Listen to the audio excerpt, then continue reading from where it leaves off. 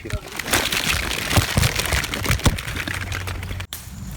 د خیبر ضلع تحصیل باړې د کاخیلو په سیمه کې کرلې شوې د اعلی قسم د کریلا د خلیج او یورپ ملکونو مارکیټونو ته روانه ده. په دې لړ کې د کاخیلو د سیمې یو زمیندار وایي چې دا زلمې د وارټیکل فارمینګ یعنی د جدید او نوې طریقې لاندې د کریلې فصل وکرلو چې ډیر ښه پیداوار مې ترې ترلاسه کړو.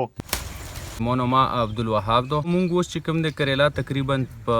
70 مرلې ځای باندې کرل یو مختلف بهر چې کوم ملکونه دي خلیج ملکونه دي یورپ ملکونه دي هغه له دا چې کوم د بهر امپورټ کیږي اوس هم چې دا کومه شوکه مونږ کړی او دا مونږ له یو امپورټر روان دی هغه سره مونږ دا کړی او تقریبا مونږ نه به 500 کیلو کریلا چې کوم دی دا مونږ نه امپورټ کوي بهر اړې تقریبا چې په 300 روپینو دا کې دړې مول روپینو ماغه 300 روپے کا ټان غورځيږي چې ریټ یې خوي دا 500 لام سي 600 لام تلای شي. دوی وایي چې په کریله کې هم قسمونه شته دی خو دوی ښه قسم کرلی وو او په دې لړ کې د محکمه زراعت او د غیر سرکاري تنظیم له اړخه دوی له ټریننګ او تخم هم ورکړی شوی وو. شته د مختلف قسمونه دي په دا کې فالي دی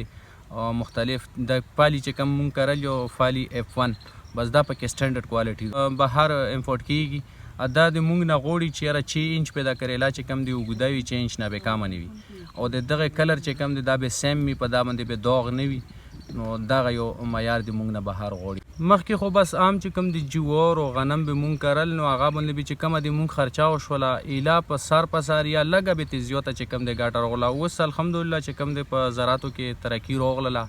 مختلف ارګنایزیشن راغلل دلته یې کورونه وکړل نو د هغې د وجې نه د مونږ سره منافع به انتهایي زیاته راغله ځکه چې دا کمه کریلې دغه مو کرلی اوسه پرې 60-70 80,000 روپۍ مونږ له راغلي دي همدا شونتې د مونږ د کور کلي چې کم دی هغه مې سره چلیږي نو اوس هغه دور کې چې مونږ د زراعتو نه خوښولي دا خو به اول چې کم دی مونږ لختي جوړ کړو او هغه لختي کې بیا مونږ په 3 فوټ باندې چې کم دی ډکی ولګوو چې کله دا روستر شي او تقریبا چې داسې د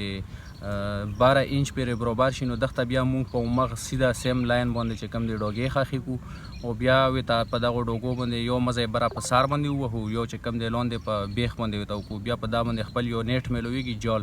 بیا مونږ هغه ورته ولګوو او نورو زمیندارانو ته هم مونږ دا خواستی چې دا زمینداره چې کم دی ماډرن ټایپ لا راولي هغه زاړه چې کم مخکیني جوار و د غنم چې کم دی دا شی دی پرېږدي سبزیاله دی راشي اوس د کریلې ټیم بس په تېرېدو باندې دی پسې شنه مټر دي مختلف پالک مولی وغیره دا شیونه روڅي نو چې یو شی کري چې هغه بیا په غټ مقدار باندې کري هغې نه هغې ته ډېره منافع غورځي. دوی زیاته کړه چې د دغه ثمراتو وروستو یو سخت محنت هم پروت دی ځکه چې که یو طرف لا د دوی په سیمه کې د بجلۍ نشوالی دی او دوی اکثر د پټو اوبهخور د شمسۍ پټوویل کوي نو بل طرف لا په سیمه کې تیر شوی نیر هم اکثر وچ وي. محمود الله خان افریدي سنو پښتونخوا خیبر.